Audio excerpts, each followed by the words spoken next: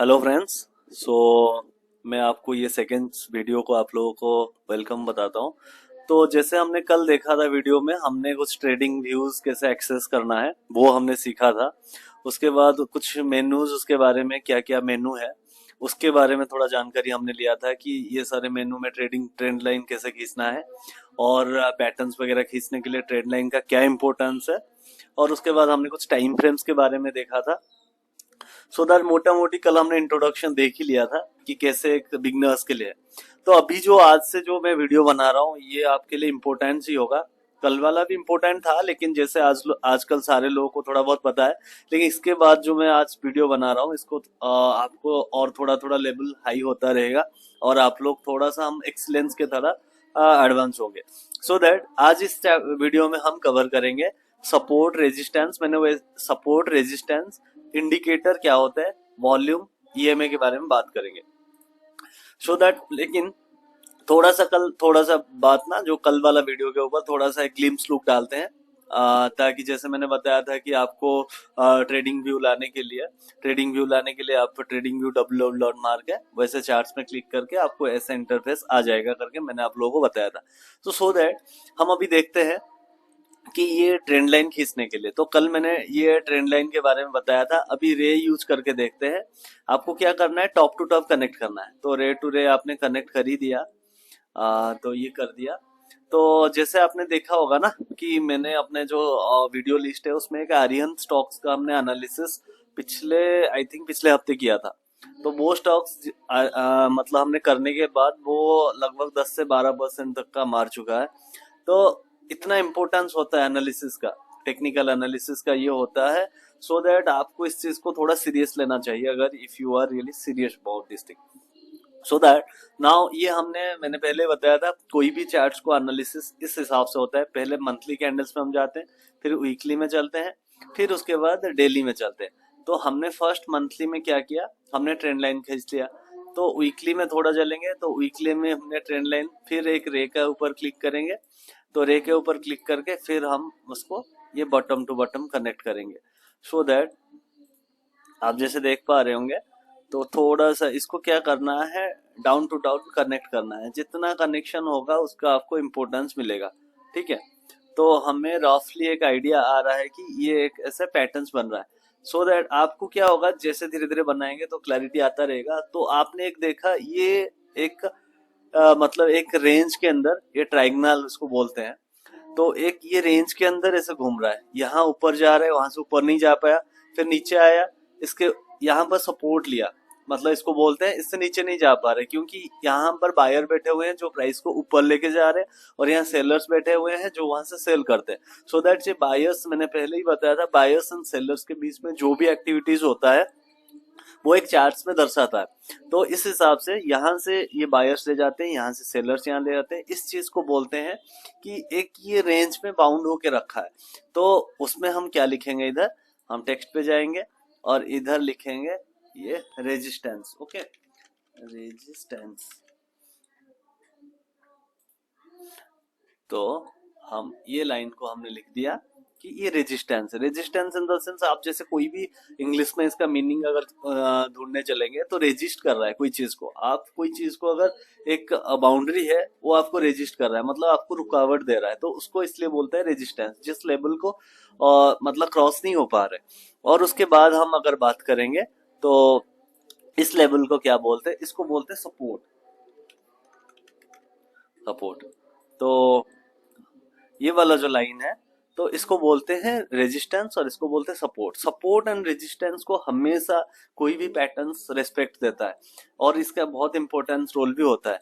तो यहाँ पर आपने देखा, अब अगर डेली में चलेंगे तो आप देख पा रहे होंगे एक रेजिस्टेंस को कितने बार मतलब वो रेस्पेक्ट दिया है, 1 2 3, उसके बाद यहाँ पर भी दिया 4 टाइम। और ये सपोर्ट को भी देखो, जैसे यहाँ आप बोलोगे कि ये सपोर्ट को वो क्रॉस किया, इसमें वो कभी कभी क्या होता है, ये एक फेक ब्रेकडाउन होता है, फिर वो उस टेरिटरी में घुस जाता है।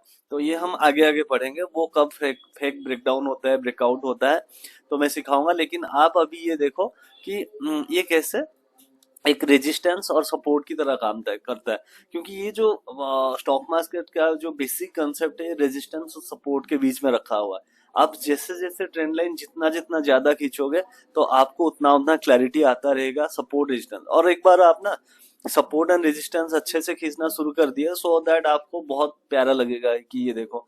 सो हम उसके बाद आपने देख लिया, तो ये हमने सपोर्ट एंड रेजिस्टेंस देख लिया।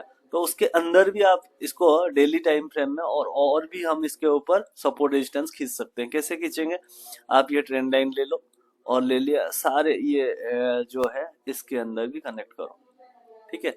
आप यहाँ भी अभी देख पा रहे हो हमने इसमें भी किया, ये तो एक मेजर सपोर्ट एंड रेजिस्टेंस हमने खींच लिया जो लॉन्ग टर्म टाइम फ्रेम में गए थे मंथली वीकली में। और उसके बाद आप मैंने पहले ही बताया है कि कोई भी चार्ट पैटर्न्स आप जितने नीचे नीचे टाइम फ्रेम में जाओगे छोटे छोटे मंथली वीकली डेली उसके बाद आवरली उसके नीचे और भी वैसे पैटर्न्स आपको मिलेगा। सो दैट और किसका क्या यूजेस है वो मैंने बताया था, कौन सा टाइम फ्रेम में कौन सा टाइम फ्रेम देखना चाहिए। कोई लॉन्ग टर्म इन्वेस्टर है, कोई शॉर्ट टर्म है, तो वो कौन सा टाइम फ्रेम यूज करना है वो मैंने पिछले वीडियो में बता रखा हूँ, वो आप उसको चेकआउट कर सकते हैं। तो उसके बाद हमने ये पैटर्न एक देखा। तो हमने ये पैटर्न्स अभी जो देख रहे हैं तो इसमें एक ये पैटर्न्स यहाँ भी रेजिस्टेंस किया, यहाँ भी रेजिस्ट किया, यहाँ भी रेजिस्ट किया, यहाँ रेजिस्ट किया।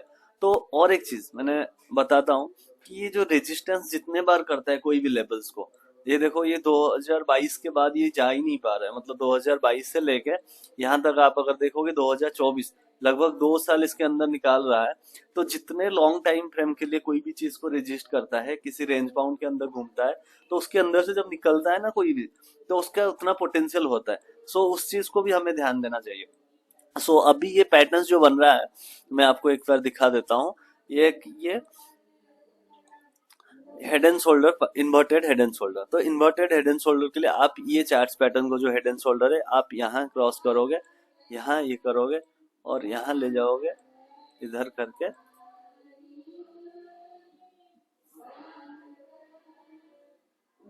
Left shoulder head 1 minute.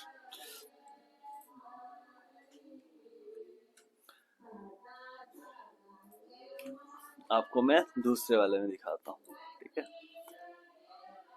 अभी ये देखो और एक पैटर्न्स मैंने खोला है तो उस पे आप एक हेड एंड शोल्डर हम देखेंगे। अभी हेड एंड शोल्डर के लिए हम क्या किए, यहाँ किया, यहाँ किया, यहाँ,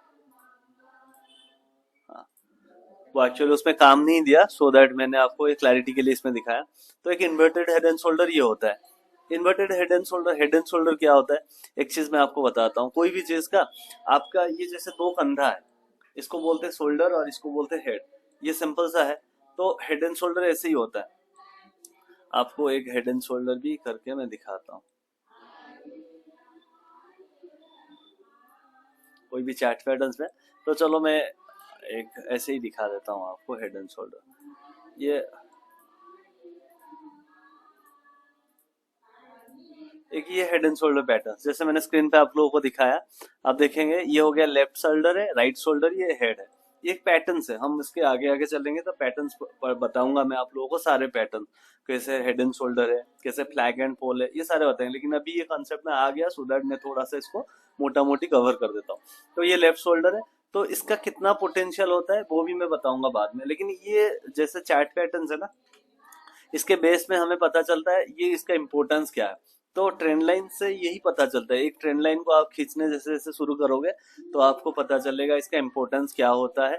और ये जैसे मैंने अभी एक पैटर्न्स में मैंने अपना स्टडी के लिए रखा था कि ये फ्रीजिम जॉनसन है, तो इसका भी मेरे को डब्ल्यू पैटर्न जैसे लग रहा है, इन्वर्टेड हेड एंड शोल्डर जैसा लग रहा है। तो इसका पोटेंशियल ये होता है, इसका टारगेट ऐसे निकालते हैं जहाँ ब्रेकआउट, तो मैं बाद में इसको कवर करेंगे। सो दैट चलो हमने चलते हैं वहां। तो ये आपको बता दिया रेजिस्टेंस है। तो आपको resistance and support her level her time frame में खोलना है। जैसे आपने मंथली में किया, वीकली में किया, डेली, आवरली में चलोगे तो उसके बाद आपको और भी मिलेगा, ठीक है। आप उसको पैटर्न्स को ऐसे कर सकते हो, आप ये रे ले सकते हो, रे लेके ये कनेक्ट करना है, वेरी सिंपल। कोई नहीं, आप जैसे जैसे प्रैक्टिस करोगे तो आपको उसका क्लैरिफिकेशन इतना मिलता जाएगा।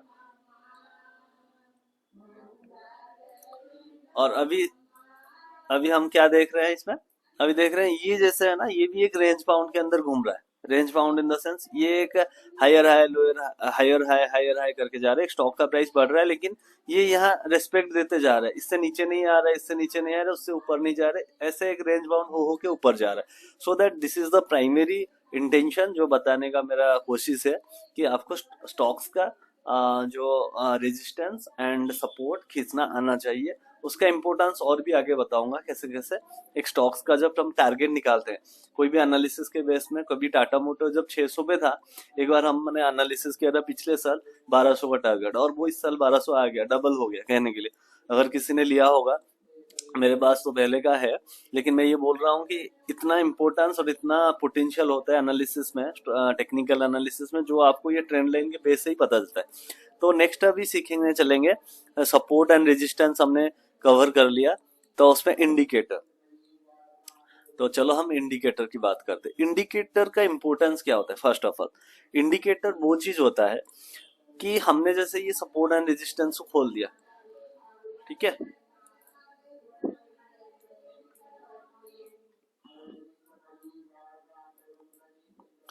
हमने ये सपोर्ट एंड ट्रेंड लाइन खींच लिया, सपोर्ट रेजिस्टेंस निकाल दिया, लेकिन जब यहाँ से ये स्टॉक्स निकलता है, जब ब्रेकआउट करता है, तो ब्रेकआउट किसको बोलते हैं, चलो ये भी कवर कर ही देते हैं इसमें। तो कब क्या होता है, कोई भी रेंज बाउंड के अंदर रहता है, जैसे इसमें एक रेंज के अंदर था जो आपने ट्रेंड लाइन खींचा, इसके अंदर से एक कैंडल्स क्या निकलता है बाहर, तो बाहर निकलने के बाद इसको बोलते हैं ब्रेकआउट कैंडल। मतलब ये जो रेंज में अंदर बहुत दिन से पड़ा हुआ था वो अभी ब्रेकआउट हो रहा है, मतलब उसके अंदर से स्टॉक प्राइस बाहर जा रहे हैं, डिमांड सप्लाई, डिमांड बढ़ रहा है जिसकी वजह से वो प्राइस भी बढ़ेगा, हम ये एंटिसिपेट करते हैं। लेकिन सिर्फ एक टेक्निकल एनालिसिस में सिर्फ कैंडल के बेस में ही पूरा हम कंफर्मेशन के ऊपर कोई भी ट्रेड नहीं लिया जाता है। सो दैट हम उस सिचुएशन में हमारा ये जो कन्विक्शन है, कन्विक्शन जो हमारा है कि ये स्टॉक्स ऊपर जाएगा, सो दैट उसको हम और भी कन्विक्शन को बढ़ाने के लिए कुछ इंडिकेटर्स को यूज करते हैं, जो हमें और भी हमारे को कॉन्फिडेंस देता है, हाँ ये सही ब्रेकआउट है और ये ऊपर जाने वाला है। तो फर्स्ट इसके लिए इंडिकेटर यूज करते हैं। तो इंडिकेटर के इंपोर्टेंस होता है वॉल्यूम। पहली बात, आज इस वीडियो में हम वॉल्यूम के बारे में कवर करेंगे, जो होता है वॉल्यूम। आप क्या करना है, यहाँ एक इंडिकेटर ऑप्शन आता है, यहाँ आप ट्रेडिंग व्यू में जाओगे तो इंडिकेटर करके ऑप्शन आता है, आप उस पर क्लिक करोगे तो यहाँ आ जाएगा बहुत सारे। तो आप यहाँ मारोगे कोई भी इंडिकेटर, बहुत सारे, जो मैं आपको पूरा इंडिकेटर हमें सीखना नहीं है, जो इम्पोर्टेंस है, जो बेसिक चीज है, जो जिसके बेस में आप एक फ्यूचर में ट्रेड कर सकते हो, सिंपल सा ट्रेड, तो उस बेसिस पे उतना ही 4 से 5 हम इंडिकेटर सीखेंगे, और उसके बेसिस में भी आप ट्रेड अपना शुरू कर सकते हो, आपका अपना एनालिसिस कर सकते हो। तो सो दैट हम क्या करेंगे, जैसे इंडिकेटर क्लिक करने के बाद एक आता है वॉल्यूम, वॉल्यूम क्लिक करते ही, और एक चीज आपको बता देता हूँ, ये जो ट्रेडिंग व्यू होता है ना, फ्री वर्जन है, उस पर आप एक टाइम में 3 इंडिकेटर एक साथ देख सकते हो। उससे ज्यादा होने से आपको उसका मेंबरशिप वगैरह और उसका कुछ प्राइस होता है वो ले सकते हो। तो लेकिन मैं यूज नहीं करता हूँ, मैं खुद के लिए अपना दूसरा यूज करता हूँ, वो बाद में बताऊंगा। उसमें आप ज्यादा से ज्यादा भी इंडिकेटर जो है वो आप यूज कर सकते हो एट ए टाइम, 5 6 7 जितना भी कर सकते हो। आप जैसे देखोगे इसमें मैंने मेरे सारे इंडिकेटर्स आपको दिखा रहा हूँ, ठीक है, इसमें ये इतने सारे इंडिकेटर्स हैं।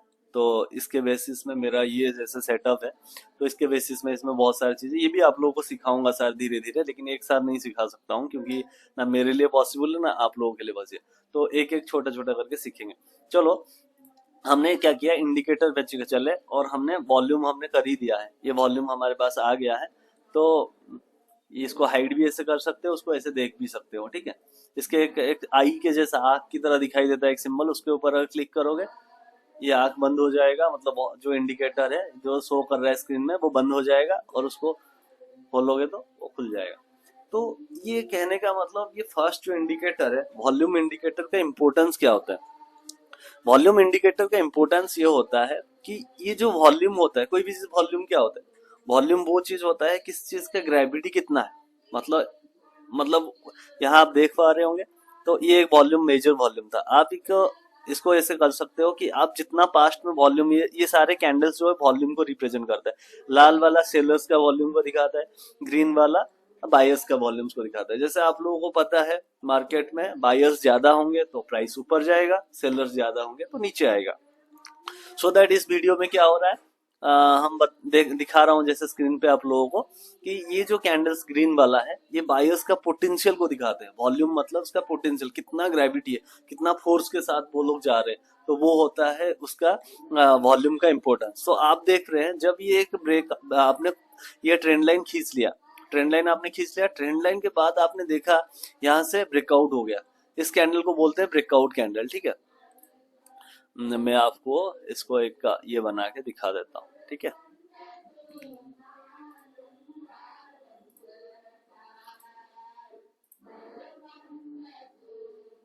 तो आप यहाँ पर देख पाएंगे। ठीक है, तो आप ये देख रहे हैं जो मैंने आपको ये निशान कर दिया है, जो आपको मैंने एक डायग्राम बना दिया, ये वाला कैंडल्स को ये ब्रेकआउट होता है। इसको मैं लिख देता हूँ ब्रेकआउट, ब्रेकआउट कैंडल। ठीक है,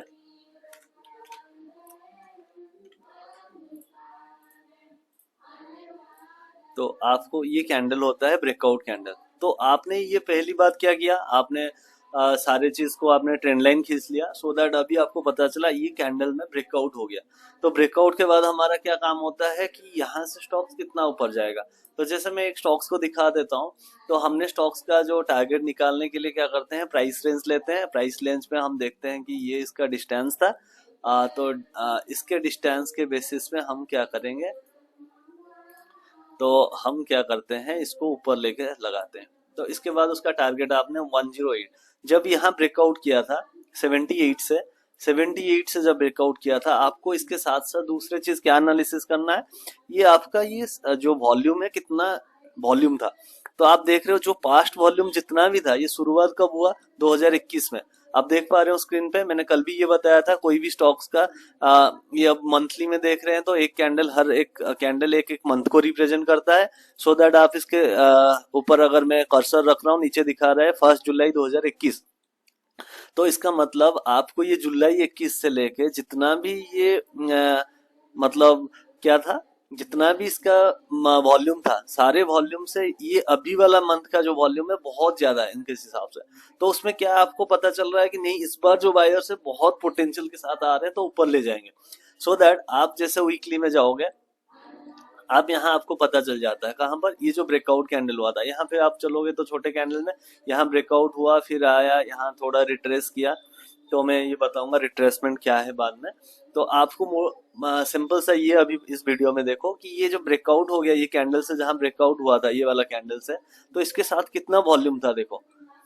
कभी भी आप एक चीज ध्यान पे रखना है, कभी भी वॉल्यूम जो पिछले वॉल्यूम से, ये अगर एक लाइन है मैं खींच देता हूँ, तो इस वॉल्यूम के सामने ये सारे जो वॉल्यूम है इससे ऑन एंड एवरेज के हिसाब से ज्यादा है। तो जिसका वॉल्यूम एवरेज से, पास्ट एवरेज से ज्यादा है, उसको उतना पोटेंशियल माना जाता है।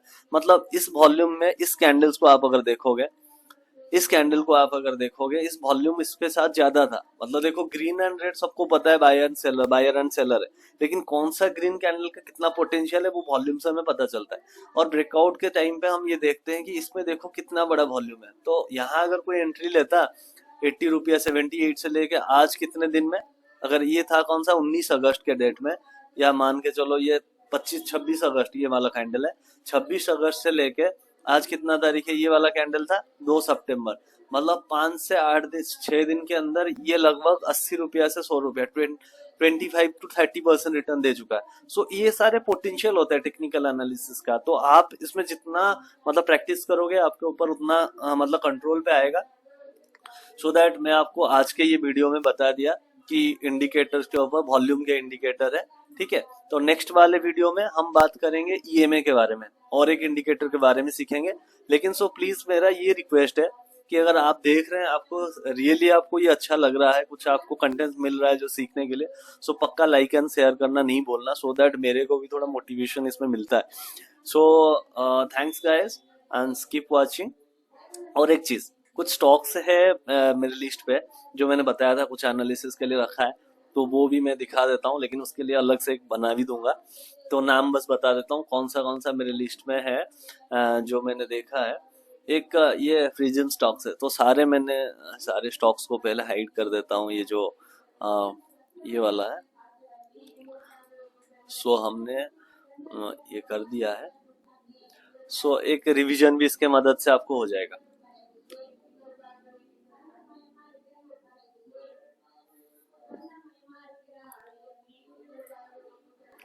प्रिज्म, यार प्रिज्म जॉनसन लिमिटेड, ये स्टॉक्स का हम एनालिसिस करते हैं, ठीक है। एनालिसिस हम करेंगे, क्या करना है, हमने शुरू में क्या किया, एक मंथली में चले गए। मंथली में चलने के बाद जैसे आपको बताया था कि रे लेके हमने ये खींच लिया, एक ट्रेंड लाइन खींच लिया, ठीक है। और हमें ये पता चल रहा है, उसके बाद वीकली में चलेंगे, मंथली के बाद वीकली पे चले तो और हमारा ट्रेंड लाइन कुछ बन रहा है, तो वो हम ट्रेंड लाइन थोड़ा खींच लेंगे। ये एक ट्रेंड लाइन भी खींच रहा है और भी एक ये ट्रेंड लाइन खींच रहा है। तो देखो आपको ट्रेंड लाइन ज्यादा से ज्यादा खींचना है, जो जहां पर मैक्सिमम ये जैसे कनेक्शन बन रहा है ना, इसको बहुत एक अच्छा पॉइंट माना जाता है। आपने 4-5 ट्रेंड लाइन खींचा तो आपको मैक्सिमम कनेक्शन यहाँ मिल रहा है, तो ये एक इम्पोर्टेंट मतलब बन जाता है, हर्डल्स जो मान रेजिस्टेंस बन जाता है। इसके बाद स्टॉक्स को पोटेंशियल ज्यादा होता है बनने के लिए, सो दैट हमने ये लगा दिया है। और हमारे हिसाब से अब ये स्टॉक्स का कितना है ऊपर जाने का चांसेस, ये हम बात करते हैं। तो तरतीब से अगर देखेंगे, ये एक आपको जैसे मैंने बताया था कि इन्वर्टेड हेड एंड शोल्डर जैसा बन रहा है। तो एक मिनट मैं आपको दिखा देता हूँ, ये इधर आता है, इधर गया,